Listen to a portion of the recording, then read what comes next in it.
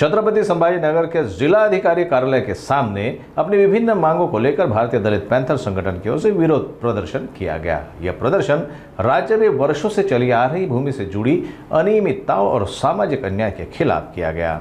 अपनी विभिन्न मांगों को लेकर भारतीय दलित पैंथर संगठन ने आज संभाजीनगर में जिलाधिकारी कार्यालय के सामने एक दिवसीय आंदोलन किया। इस प्रदर्शन के दौरान सरकारी स्वामित्व वाली अविकसित भूमि को उन्हीं के भूमिहीन मालिकों के नाम करने की मांग की गई है जो इस भूमि पर वर्षों से रहते आ रहे हैं। साथ ही प्रदर्शनकारियों ने प्रधानमंत्री इंदिरा निवास, वाल्मीकि निवास और माता रमाई निवास जैसी योजनाओं का लाभ पात्र लाभार्थियों को शीघ्र देने और दलित, बहुजन और ओबीसी वर्ग के विद्यार्थियों की छात्रवृत्तियां बढ़ाने की मांग भी इस मौके पर की।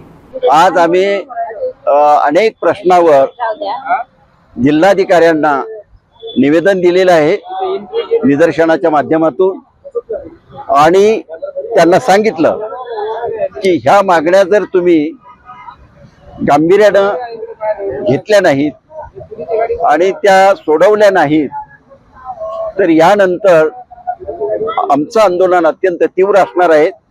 ह्यासाठी आम्ही हे निवेदन दिलेलं आहे।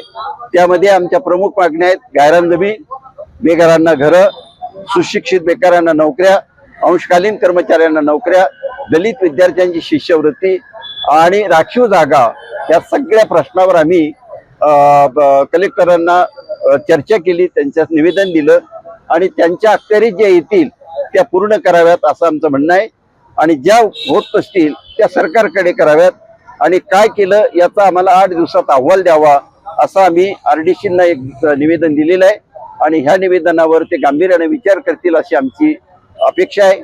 आणि ह्यानंतर पाकिस्ताननं दहशतवाद्याच्या विरोधात त्यांना हाताशी धरून आमच्यावर जे काही आंदोलन म्हणजे आक्रमण केलं त्या आक्रमणाचा आम्ही निषेध करतो आणि भारतानं आपल्या भारतीय सैन्यानं दहशतवाद्यांना चांगला धडा शिकवला याबद्दल आम्ही त्यांचं अभिनंदन करतो।